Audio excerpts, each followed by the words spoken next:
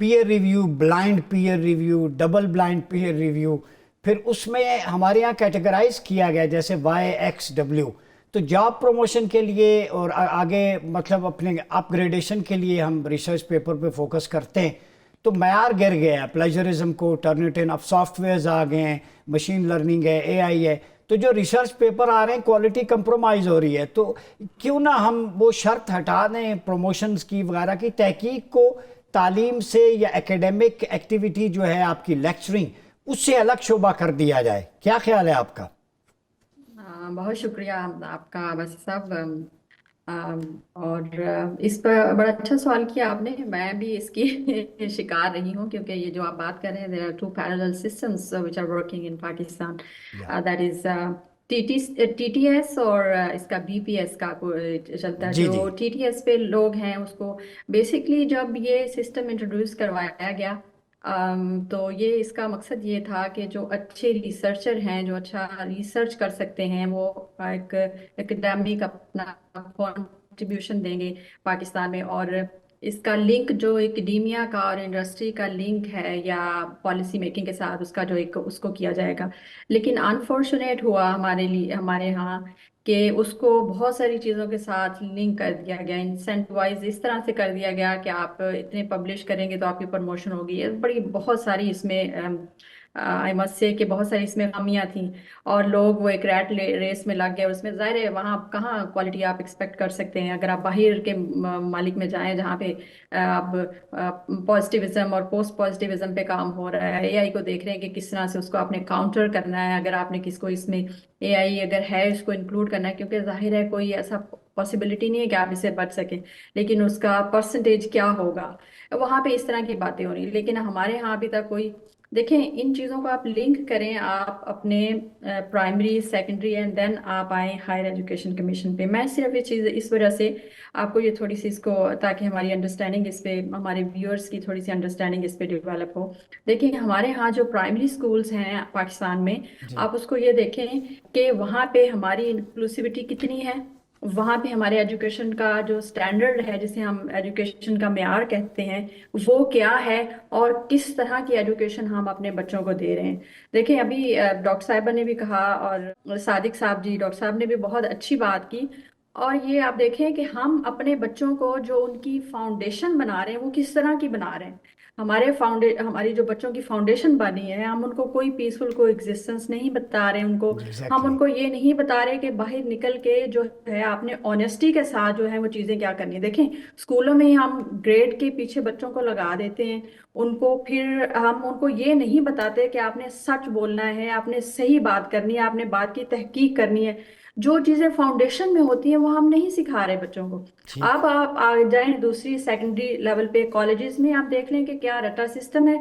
अभी बच्चों के कितने कितने मार्क्स आ रहे हैं, यानी कि इससे तो हम अंदाजा लगाएं एग्जैक्टली हाँ। कि हम हमारे जितने मार्क्स आ रहे हैं तो पूरी दुनिया से ज्यादा इंजीनियर्स, डॉक्टर्स और रिसर्चर, साइंटिस्ट तो पाकिस्तान में पैदा होने चाहिए। ये लेकिन हमारा तो पिछले 20 सालों में देखें, हमने कोई नोबेल लॉरिएट पैदा किया है, कोई हमने ऐसा इंजीनियर पैदा किया, या हमने कोई ऐसी टेक्नोलॉजी बनाई है जिसे वर्ल्ड इंटरनेशनल लेवल पे कोई उसकी जिसको आप पजीराई कहते हैं वो हुई हो। कुछ हमारे यहाँ से कोई चीज गई है? जो नंबर्स आ रहे हैं कॉलेजेस में जी या इस तरह, इससे तो बहुत ज्यादा आना चाहिए। और जी। जिस तरह से research publication higher education level पे जो प्रोफेसर्स हैं, यूनिवर्सिटीज के प्रोफेसर्स हैं, वो प्रोड्यूस कर रहे हैं, तो there should be an academic breakthrough. तो या हमारा कोई एग्जैक्टली। एकेडमिक ब्रेक थ्रू तो नहीं आया हमें, या एग्जैक्टली। उसकी पॉलिसी के साथ हमारा कोई लिंक हुआ है, या हमारा उसका इंडस्ट्री के साथ लिंक हुआ है। बताएं आज के नौजवान को जो पाकिस्तान में बैठा है, ग्रेजुएट है, डिग्री होल्डर है, उसको आप क्या वे फॉरवर्ड देंगी? नए एवेन्यूज़, जो चैलेंजिंग इन्वायरमेंट है उसमें जब सब दरवाजे बंद हो जाएं तो नया दरवाज़ा कैसे खोलना है, इस बारे में बताइएगा। नया दरवाजा तो बस सब उस वक्त खुलेगा जब हमने बच्चे को ट्रेन इस तरह से किया हो कि उसको उसकी होलिस्टिक अप्रोच हो, उसकी क्रिटिकल थिंकिंग हो, उसको सिविक एजुकेशन उसके पास हो, और उसके बाद उसको चीज़ों को एवेलुएट करने का उसके अंदर सेंस हो, जो कि हम इनकलकेट करते हैं उसके प्राइमरी स्कूल से, फिर सेकेंडरी, फिर जब आगे आता है उसका, और उसके बाद गवर्नमेंट लेवल पे जब होता है, उनको पता होना चाहिए कि कितनी परसेंटेज हमने किस डिपार्टमेंट में भेजनी है, हमें कितने लोग चाहिए, कितने हमारे इंजीनियर होने चाहिए, कितने डॉक्टर्स होने चाहिए। जब ये चीज़ें होंगी, देखें 64% आपकी यूथ है, और आप अभी तक मैंने अपनी I don't see any modernisation के हमारी यूनिवर्सिटीज़ में जो इंटरनेशनल लेवल पे सब्जेक्ट्स को प्रमोट किया जा रहा है कि there is a research in Harvard university के आफ्टर 10 ईयर्स या 9 to 5 वाली जॉब जो है वो ख़त्म हो जाएंगी। तो how we are training our students, अब जो हमारे यंग जनरेशन है, किस तरह से पाकिस्तान में उनको हम ट्रेंड कर रहे हैं। उसके बाद आप ये देखें कि हमारी जो एजुकेशन पे स्पेंडिंग है, जिसको पब्लिक स्पेंडिंग है, जो इट्स आई गेस अराउंड 2%। या और उसके बाद आप ये देखें, जो मोटी मोटी बातें हैं जो मैं आपको मैं आई जस्ट वांट टू जी डिस्कस कि हमारी 49% जो हमारी पॉपुलेशन है वो फीमेल पॉपुलेशन है।